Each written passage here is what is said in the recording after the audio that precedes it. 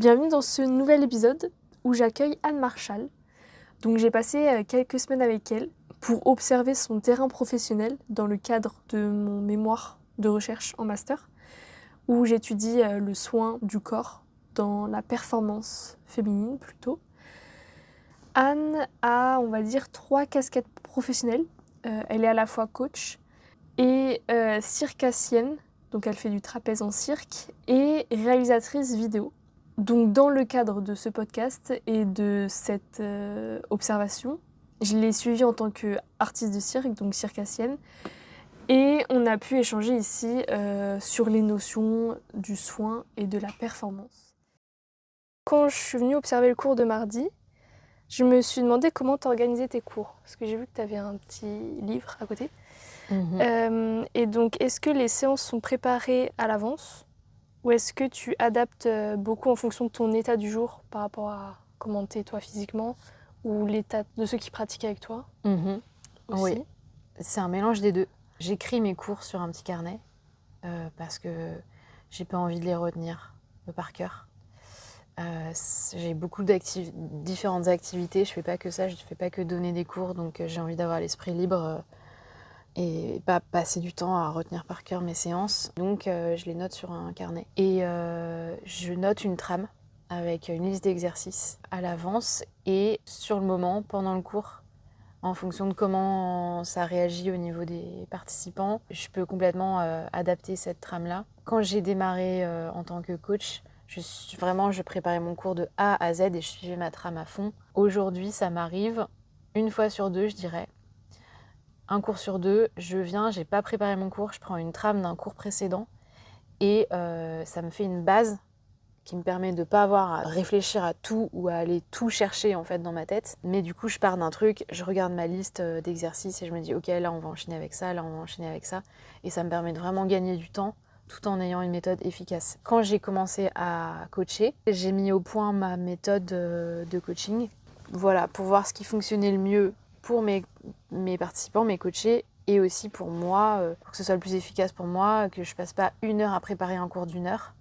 Parce que bon, c'est quand même c'est pas rentable de la même façon si tu passes 1 heure à préparer un cours d'1 heure ou si tu passes 10 minutes, quoi. Et ça m'a permis de tester, enfin, je me suis permise de tester plein de choses sur mes premières séances quand j'ai commencé à être coach dans mes cours collectifs. Et je suis arrivée assez rapidement à une méthode.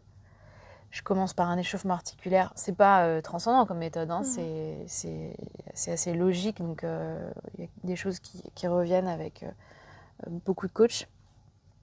Je commence par un échauffement articulaire pendant 10 minutes, dans lequel je mets beaucoup d'exercices qu'on trouve dans la préparation physique du cirque, dans les échauffements du cirque, parce que c'est ludique, ça fait travailler aussi l'équilibre, la coordination, en même temps que l'échauffement articulaire. Donc, je trouve ça intéressant.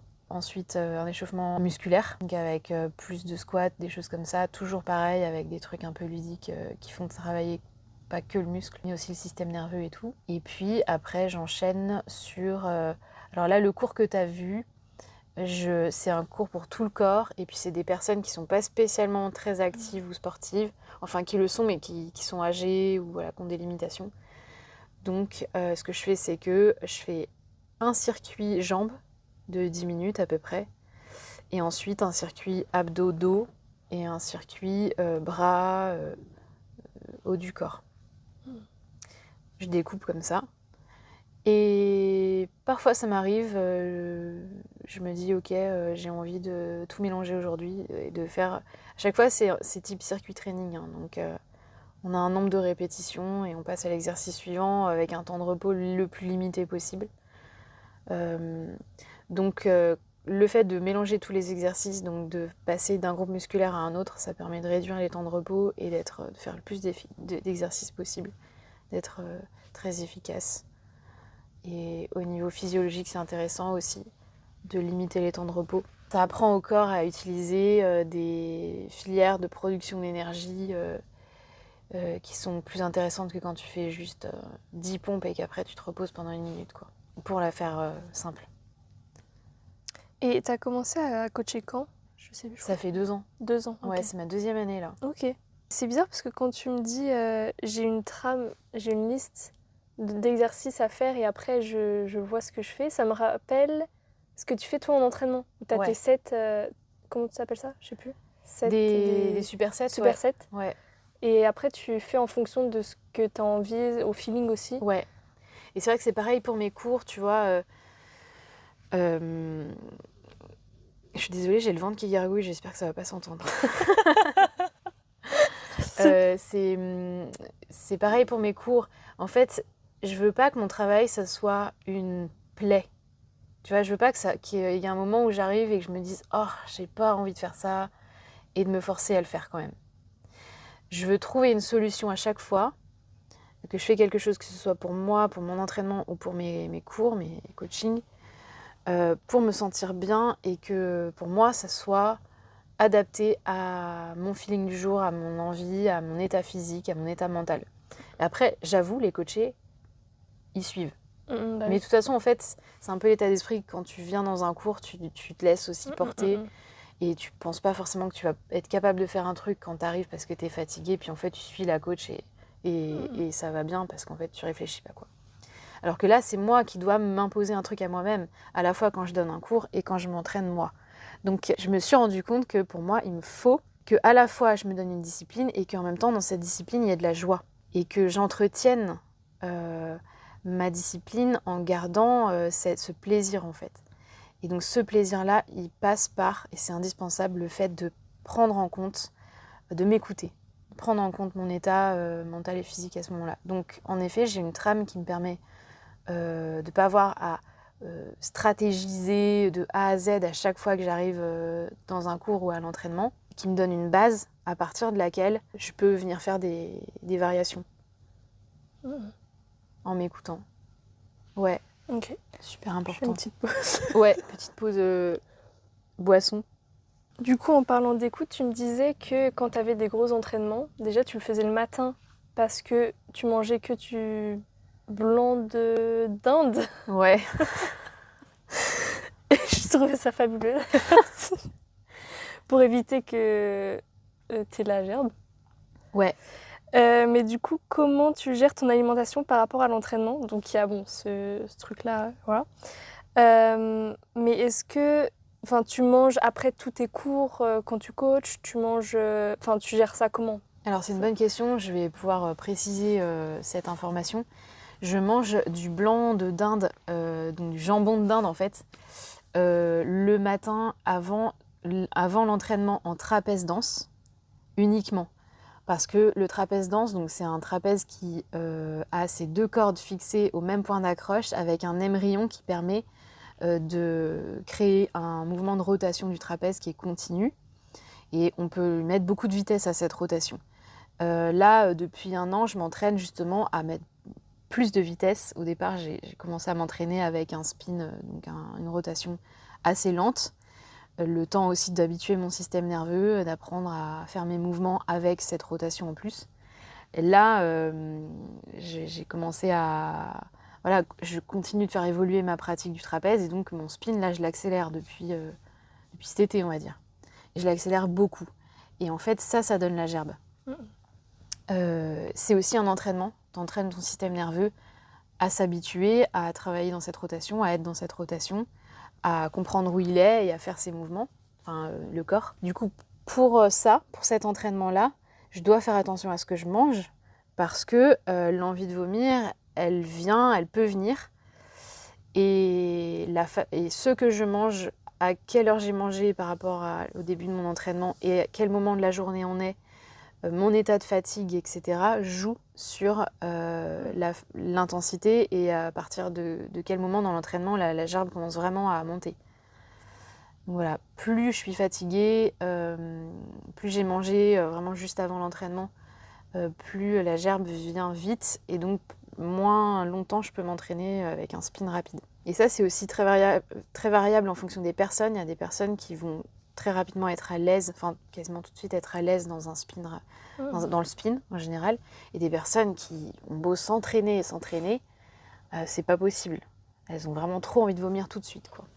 Donc pour l'alimentation, voilà, le blanc de dinde, moi j'ai remarqué en pratiquant que c'est la nourriture que je peux manger avant de pratiquer le trapèze danse avec un spin rapide qui me permet de ne pas avoir la gerbe ou quasiment pas, ou alors que ça monte vraiment, vraiment peu et tard dans l'entraînement, quoi.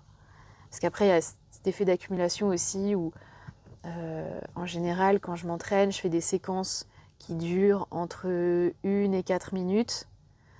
Ensuite, je descends du trapèze, je repose les muscles pour recréer de l'énergie, recréer de l'ATP, avant de pouvoir remonter et repratiquer ma séquence. Donc voilà, tu fais une séquence, ensuite une deuxième, ensuite une troisième, etc. La gerbe, elle vient pas tout de suite, elle vient... Enfin, voilà, si tu es dans les bonnes conditions, elle vient pas tout de suite, mais elle peut venir vraiment à la fin de l'entraînement. Ou alors, elle vient jamais si tu es entraîné et que ton système nerveux, il est voilà, dans un continuum où tu t'entraînes régulièrement et qu'il est habitué. Si, par exemple, j'ai remarqué que si je mange des œufs, j'ai mangé une omelette avant, enfin des œufs brouillés au petit-déj, c'était super au départ pour le sport, très bien.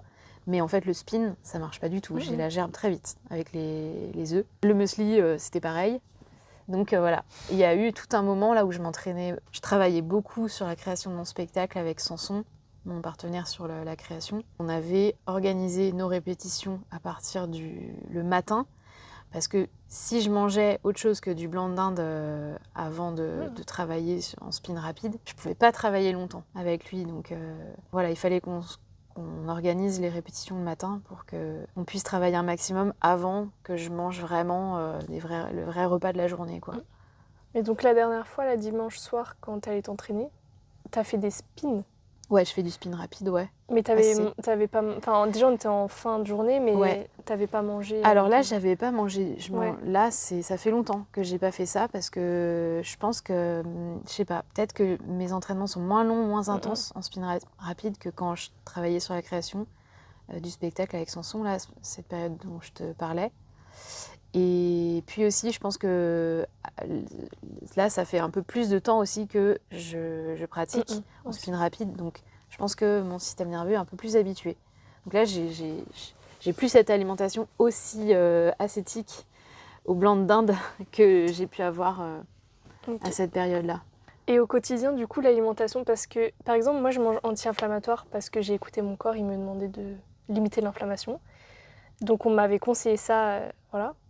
Donc, je me demande comment toi, tu gères, par exemple, quand tu vas coacher, est-ce que ton corps te demande de manger juste après un truc ou vraiment tu manges juste 3 à 4 repas par jour? Alors, la nutrition, c'est un sujet hyper intéressant. Je m'y suis intéressée quand j'ai passé justement ma certification de coach en musculation, personal trainer. J'ai fait le choix de suivre vraiment mes besoins, mes sensations physiques en termes de nutrition pour, je sais pas, ça me parle plus. Donc voilà, quand j'ai faim, je mange, quand j'ai pas faim, je mange pas. Et c'est très variable. Mais il y a quand même des choses assez logiques que j'ai remarquées. Quand j'augmente fortement, enfin de manière conséquente, mon volume d'activité physique, j'ai très faim. Oui. Et je mange beaucoup plus. Et de la même manière, quand il m'arrive de faire beaucoup de travail administratif ou en vidéo ou des choses voilà, plus sur l'ordi et que je bouge beaucoup moins, voilà, je peux ne pas manger pendant une période assez longue. Enfin, ça ressemble un peu à du jeûne intermittent, quoi. Okay. Même si c'est pas quelque chose du coup que je m'impose et que je planifie. J'ai eu aussi des problèmes digestifs liés à l'émotionnel, à des choses qui se passaient dans ma vie, etc. Donc j'ai dû apprendre à bien écouter ça, en fait, les réactions de mon corps par rapport à ce que je mange et par rapport à ce que je vis, et le lien entre ça. Donc j'ai dû me pencher vraiment sur la question de ce que je mange. Et donc mon régime alimentaire ressemble aussi beaucoup à un régime alimentaire anti-inflammatoire. Et puis il y a des questions aussi éthiques et financières. Voilà. Donc la viande, ça coûte cher, donc je mange beaucoup de tofu. Ah ouais. Et puis éthiquement aussi, ça me parle de manger plutôt vegan, végé. J'ai compris, du coup, tu mangeais au feeling et t'écoutes juste ton corps, quoi. Oui. Voilà. Ouais. Après, je sais que moi, par exemple, quand j'analyse mon cycle menstruel, je sais que j'ai envie de viande rouge quand j'ai mes règles, quoi. Donc là, je vais manger de la viande rouge, voilà. Mais c'est en même temps super compliqué si t'analyses pas bien, je trouve que c'est super compliqué de savoir ou de se rendre compte que, ah ouais, là, mon corps, il me demande de manger ça à tel moment. Ouais. Du coup, je le fais. Mais quand tu analyses bien tout ça, tu te rends compte que, ah ouais, c'est à ce moment-là de mon cycle qui me demande de manger ça et tout. Là, je Et... pense qu'il y a un détail, un sujet intéressant à soulever à propos de ça. C'est que on est nombreuses et nombreux aussi à avoir une alimentation émotionnelle et qui est liée au fait, enfin, qui est un peu de la compensation émotionnelle par l'alimentation, d'émotions auxquelles on n'a pas forcément envie de faire face ou qu'on n'arrive pas très bien à digérer, à processer sur le moment autrement que par ça. Dans mon parcours, j'ai remarqué que le fait de prendre soin de mes émotions, faire attention à mes émotions, leur faire de la place, les écouter, même si c'est inconfortable parfois, ça m'a vraiment conduite à diminuer l'alimentation émotionnelle et le fait que je puisse des fois m'acheter 3 paquets de gâteaux et les manger dans la journée, ou manger en fait même mes plats salés trop en quantité en fait, pas en quantité de sel, hein, mais trop de, je sais pas quoi, trop de quantité de mon plat. Alors qu'en fait, j'avais pas besoin de cette quantité-là. Et ça, j'ai vraiment, en fait, en faisant attention à mon corps et en ayant une pratique sportive, physique avec mon corps, renforcer le lien d'écoute avec mon corps. Et j'ai vraiment senti l'effet sur ma relation à mon alimentation, sur ce sujet-là, en fait, de l'alimentation émotionnelle. Et après, la question de mon cycle, moi, ma particularité, c'est qu'au niveau contraceptif, j'ai un implant contraceptif. Donc, je ne sais pas si tu en as entendu parler, si tu vois ce que c'est. C'est une espèce de petite baguette qu'on t'insère dans le bras et qui diffuse de la progestérone en continu pendant 3 ans. Et en fait, la progestérone diffusée par l'implant, elle est donc toujours au-dessus d'un seuil, mais elle est malgré tout variable en fait dans ce qui est diffusé dans le corps dans le temps, quoi, sur ces 3 ans. Parce que je sais pas, c'est pas un truc non plus électronique en fait, la diffusion elle se fait de manière variable. Enfin, c'est ce que m'a raconté ma sage-femme. Il y a peut-être des personnes qui connaissent mieux et c'est ce que j'ai compris. Et ça, en fait, ça a un effet sur mon cycle qui fait... Alors déjà, mon cycle, avant que je sois contraceptée, il était pas du tout régulier. Mais je pense que la diffusion de progestérone joue aussi. Ça paraît logique. Donc je peux avoir des fois pas du tout mes règles pendant 2 mois, ou même des fois plus. Et puis des fois, je les ai toutes les 2 semaines, quoi. Ouais, c'est très bizarre. Et puis des fois, c'est genre juste 1 jour, 2 jours ou 3 jours. Et des fois, c'est 1 semaine, 10 jours. Des fois, c'est des flux hyper légers, c'est presque pas des règles. Et puis des fois, c'est des vraies règles qui envoient du pâté avec des crampes et tout. Ah ouais. Parfois, je les sens quasiment pas et parfois, elles sont quand même... Après, moi, j'ai jamais eu et j'ai toujours pas des règles douloureuses et handicapantes. Parfois, elles sont, surtout le premier jour, elles sont assez fortes, le flux est assez fort et j'ai quand même mal au niveau de l'utérus, tout ça. Donc, du coup, oui, il y a quand même des mouvements au trapèze qui sont difficiles à faire. Si je dois être appuyée sur le ventre, par exemple. Mais moi, je suis quand même assez privilégiée par rapport à ça, j'ai de la chance. Et du coup, en fait, je me suis rendu compte que ça m'a imposé encore plus de m'écouter parce que c'est complètement... aléatoire, ouais. Complètement surprenant, en fait. C'est quoi le mot? C'est imprévisible. Et finalement, je me rends compte, je ne sais pas dans quelle mesure c'est en lien, ou s'il y a un lien, que c'est quand même assez proche de la façon que j'aime avoir dans l'organisation de ma vie. C'est vrai. Tu vois? C'est vrai. Ouais. Ouais. Où finalement, j'ai une idée du truc, mais ça change au jour le jour aussi, tu vois. Et en fait, ça me va bien de voir les choses comme ça. Et c'est peut-être parce que je suis comme ça que je vois mon cycle comme ça. Même, je traque mon cycle, tu vois, j'ai une appli pour traquer mon cycle. Je me rends compte, d'ailleurs, quand j'ai commencé cette appli, je me suis rendu compte qu'elle était beaucoup plus régulière que ce que je pensais. Donc c'est peut-être aussi ma vision qui correspond à mon regard sur le monde, à la façon dont j'aime organiser ma vie, qui influence aussi ma vision de mon cycle. Pour revenir à l'alimentation, j'ai remarqué évidemment que ça influe donc, au niveau de la faim, de quoi t'as faim. Donc carrément du sucre pendant les Chocolat. règles, on est d'accord. Du chocolat, ça c'est clair. Et du coup, je me laisse vraiment faire ça. Tu vois, si un soir j'ai envie de dîner des tartines de Nutella, je dîne des tartines de Nutella. Clairement. Et en faisant ça, ça m'a vraiment apaisé mon lien avec l'alimentation. Et ça m'a permis vraiment d'aller là où je voulais dans mon rapport à l'alimentation, en lâchant, au lieu d'essayer de contrôler. Mais dans l'écoute, en fait. Tu vois, c'est pas lâcher dans le sens complètement lâcher les chevaux. Non, c'est vraiment lâcher en m'écoutant. Faut doser aussi. Ouais. Tous les glucides que je mange, c'est beaucoup des yaourts et du chocolat. Et des fibres. Mais sinon, tout ce qui est pâtes, riz, tout ça, j'en mange quasiment jamais. Je mange des protéines, tofu, majoritairement, des fibres, des légumes et beaucoup de yaourts parce que j'adore ça et du chocolat. C'est très simple mon alimentation. Mais quasiment pas de pâtes et de riz et tout ça. En fait, j'en ai besoin de beaucoup moins que ce qu'on pense. Mais c'est lié à mon sport, tu vois, c'est pas un sport d'endurance, quoi. Alors, le trapèze danse, ça, c'est une question apparemment. Du coup, pourquoi le trapèze danse plutôt qu'un autre agrès? Yes.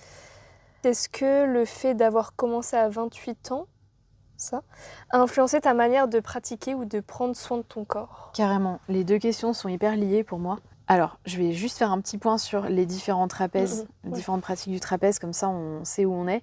Donc il y a le trapèze fixe, que je trouve être vraiment la base, qui est simplement suspendu. Donc ces deux cordes sont suspendues chacun à un point d'accroche.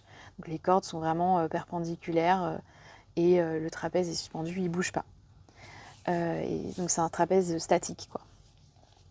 Il y a le trapèze ballant, qui est exactement le même, sauf qu'on l'utilise comme une balançoire. On crée un mouvement de pendule très très fort.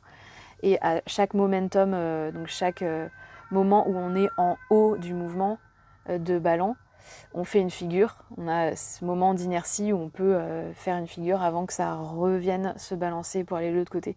C'est pas les trucs qu'on a en cirque là où il y a les deux trapèzes? Et alors là, ça, ce que tu vois où il y a deux trapèzes face à face avec des personnes qui lâchent un trapèze pour venir se faire accrocher les mains par un porteur ou les pieds, avec des acrobaties qui sont faites en l'air entre les sauts, quoi. Ça, c'est du trapèze volant.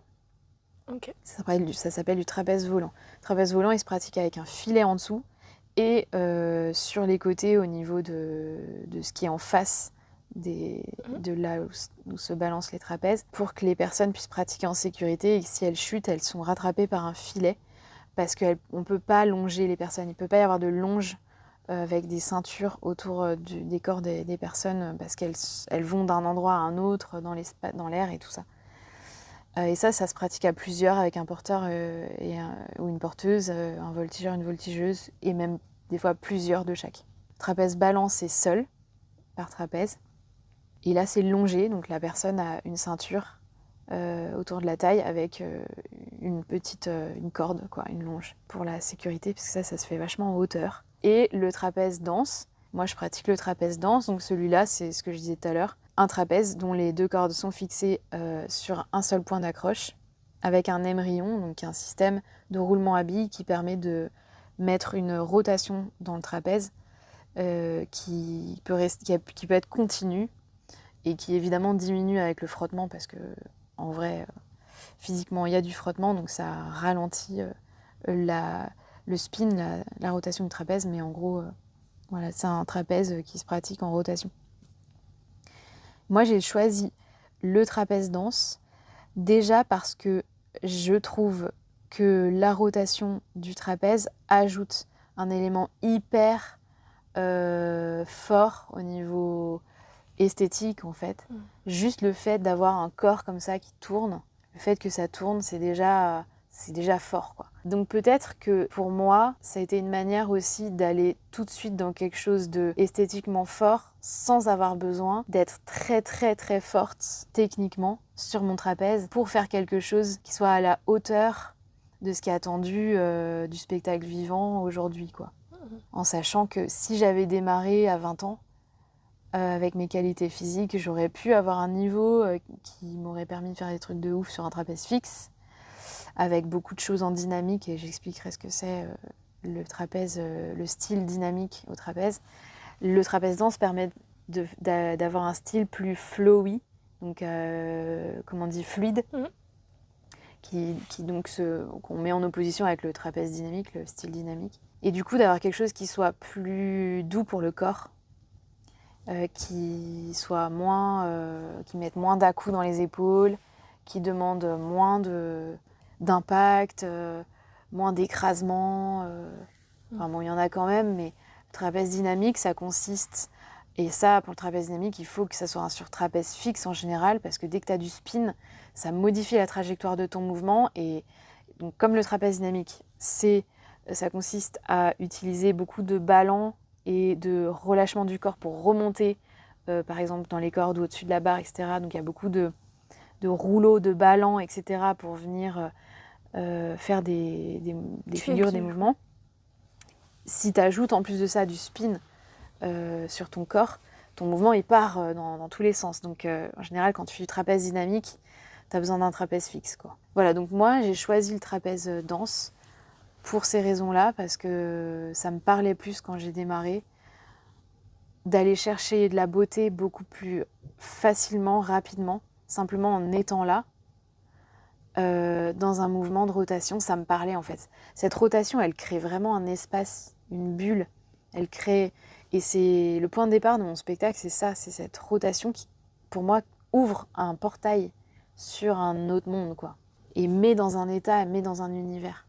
Voilà, ça me parlait plus au niveau esthétique et ça correspondait mieux à ce que j'avais envie d'engager physiquement, quoi. Ok.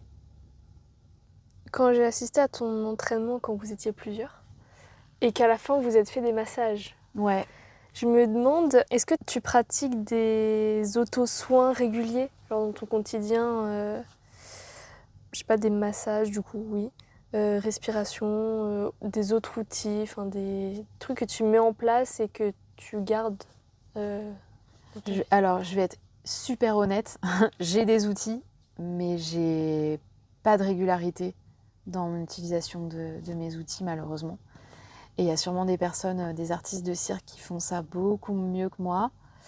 C'est peut-être lié au fait que j'ai plusieurs activités et que je fais pas que de l'interprétation sur scène, je suis pas que artiste de cirque.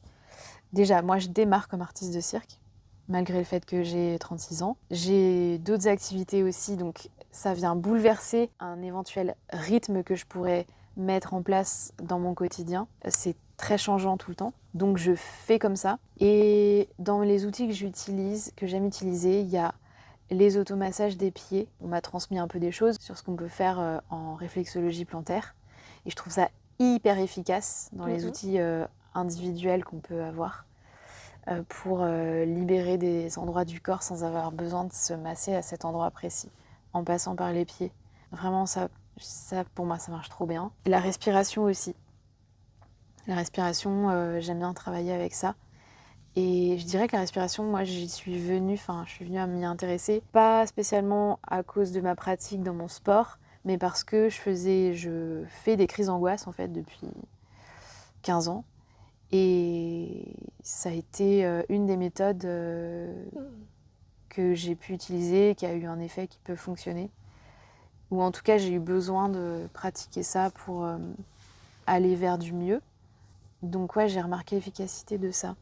Et après, je dirais que les assouplissements, les étirements, c'est aussi très efficace. Et c'est un truc que j'aime utiliser pour relâcher le corps, libérer les tensions. C'est un peu spirituel, pseudo-spirituel de dire libérer les tensions, mais c'est vraiment, tu sens en fait avec la pratique, dans la semaine, avec les jours qui passent, que tu as des tensions musculaires qui s'accumulent, qui s'additionnent, et qu'il faut porter attention à ça, leur prêter attention. Et par les étirements, ça permet de relâcher. Ça, c'est important pour moi de faire ça. Ça change tout. Vraiment, l'effet, il est énorme. C'est un peu un scan du corps, on avait dit, ouais. Ah oui, d'ailleurs, à propos de scan du corps, la sophrologie, quand je l'ai découvert, ça a été assez fondamental pour moi. Et j'avais commencé à pratiquer ça avec un mec qui mélangeait ça avec du yoga. Trop efficace. Ça a été des super outils que j'utilise encore. C'est vrai que moi, ça m'a beaucoup aidé quand je faisais aussi de l'angoisse. Ouais. Où je mettais des vidéos de sophrologie où tu te calais sur ta respiration et hop, direct après, ça détendait, quoi. Ouais. Et c'est comme, moi j'ai la sensation que quand tu le fais, c'est comme tu prends, t'as un œil extérieur sur ta vie Oui. et ton corps. Et tu dis, ok, en fait, là je me monte le champignon toute seule, quoi. Et je suis pas du tout experte, mais j'ai l'impression que c'est un peu un des objectifs de la sophrologie, quoi. Ouais. D'arriver à prendre du recul, à la fois en écoutant son corps, en prenant soin, mais aussi en étant capable de se détacher de ce qu'on vit pour l'observer et lui donner un autre sens, lui redonner le sens qu'on veut lui donner. Enfin, le Pilate aussi, Oui. je voulais en parler parce que donc le Pilate, je me suis formée l'été dernier en Pilate pour pouvoir coacher en Pilate parce que c'est très demandé. Et donc, comme il y a 2 ans, j'ai commencé à être coach, je me suis rendu compte que la moitié de mes opportunités de travail en tant que coach, c'était dans le Pilate. Voilà, donc je me suis formée et je pratiquais pas le Pilate en soi tout seul avant.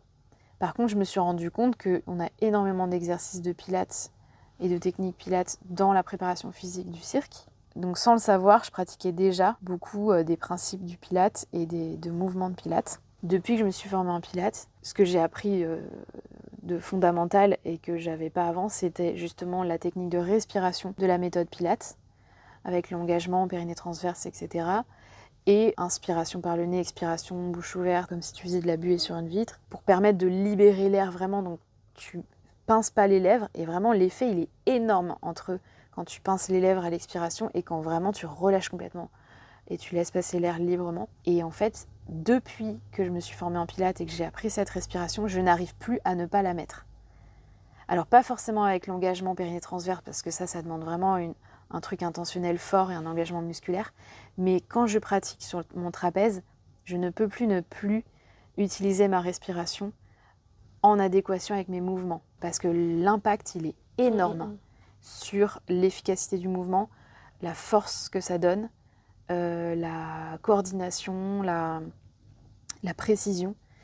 Ça, plus le fait que j'ai travaillé avec Elodie Doniaké, qui est une ancienne trapéziste et qui est aujourd'hui danseuse et chorégraphe, et qui donne des stages dans lesquels elle fait notamment travailler donc le mouvement dansé sur les agrès aériens de cirque avec la respiration. Sa méthode là, de travailler avec la respiration, coordonner le mouvement avec la respiration, elle le fait de manière très créative, mais ça a changé ma vie. Je ne peux plus ne plus le faire. Mais c'est marrant parce que du coup tu me disais que dans tes cours de Pilates, les gens n'osaient pas faire du bruit avec leur respiration. Oui. Et c'est vrai que ça c'est tout un sujet par exemple quand je suis à la musculation aussi, la respiration est super importante. Et quand je suis toute seule chez moi et que je fais des exercices, je la gère de fou. Et c'est comme un automatisme. Mais dès que je suis en salle où il y a du public, je me dis, oh là là, faut pas trop que je fasse de bruit. Carrément. Et ça, c'est dur de s'en détacher, de dire, ok, mais c'est juste un outil et c'est normal. Ouais, je les comprends, les coachés qui ont du mal à lâcher là-dessus. Je vois le mécanisme, pourquoi ils en sont là, pourquoi ils font ça, et je les comprends complètement. J'ai été à leur place pendant des années et des années, et donc je comprends très bien ça. Et c'est vrai que la danse, le cirque, c'est des endroits de spectacle, comme le théâtre, etc., le chant, où en fait, dans la préparation de ton travail, tu vas être amené à faire des trucs bizarres, mais avec tout le monde, et tout le monde fait des trucs bizarres avec toi. Donc ça permet de lâcher aussi sur les attentes sociales habituelles, normées, et de se dire ok, je peux faire des trucs bizarres, je peux respirer fort, je peux... Ces pratiques-là, je trouve, donnent une légitimité du coup à faire ça, même quand tu es dans des milieux qui sont pas ceux-là, comme une salle de muscu par exemple. Ça rend ça plus facile parce que tu dis ok, moi je suis une personne qui pratique ça, donc je suis ok avec ça, je suis alignée avec ça, j'ai pas honte de le faire parce que je sais d'où ça vient, ce que ça fait, j'incarne en fait ma pratique même quand je suis ailleurs. Mais c'est quand même difficile, voilà, pour des personnes qui sont pas ancrées dans une pratique comme ça, tu vois, chant, théâtre, danse, cirque. Donc c'est dommage, mais moi j'essaye de créer un espace vraiment bienveillant, safe, où je les incite fortement, où je fais des blagues aussi pour détendre l'atmosphère et dire voilà, je sais quoi, mais on s'en fout et allez-y. C'est ce temps-là, il est pour vous, faites-le. Heureusement, c'est des adultes, c'est plus facile aussi avec l'expérience de la vie de se dire ok, on s'en fout du regard des autres. Donc il y en a de plus en plus qui arrivent à le faire. Et puis avec l'année qui s'écoule, le groupe se sent plus soudé. Et aussi quand tu arrives à créer un espace Un safe, esprit, ouais, les gens arrivent de plus en plus à le faire. Ouais. Et comment tu t'es formée au Pilates? J'ai passé une formation avec une structure de formation grenobloise. Mais je l'ai faite en visio pour pouvoir travailler à mon rythme et bouger quand j'ai besoin de bouger. Elle s'appelle Odile Lobo, ma formatrice. Et son école s'appelle Low Body à Grenoble. Et elle forme vraiment sur la méthode Pilates traditionnelle. C'est un truc de puriste, quoi. Voilà. Mais c'est parfait, c'est merveilleux parce que là, tu as vraiment les bases de Pilates telles que Joseph Pilates les a écrites. Et à partir de là, tu peux tout faire, quoi. Ben, je trouve que du coup, la flemme qu'on ressent, dire j'ai la flemme de faire ça, elle se transforme en ok, j'ai pas la flemme de faire ça, j'ai juste pas besoin et mon corps n'a pas envie de faire ça. Du coup, je vais faire autre chose, donc un autre sport peut-être ou d'autres étirements au lieu de m'attaquer, faire du cardio, faire des trucs de force et tout. Et je trouve qu'en faisant ça, tu deviens même plus performante à ton objectif principal. Ouais. Complètement, parce que tu t'es écouté et que tu as